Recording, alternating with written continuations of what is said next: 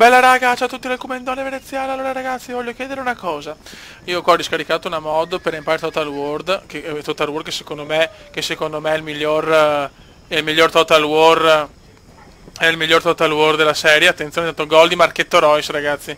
Gol di Marchetto Royce, incredibile errore della Juve, non ho parole ragazzi, ecco. Il fratello del Commendone segna solo nella realtà. Vabbè, insomma, scusate, a parte questo piccolo dettaglio che devo dire, perché in fatalità sto guardando, ho sentito mio papà imprecare, perché chiaramente insomma si tifa sempre per le squadre italiane e arriva il gol di Royce. Vabbè.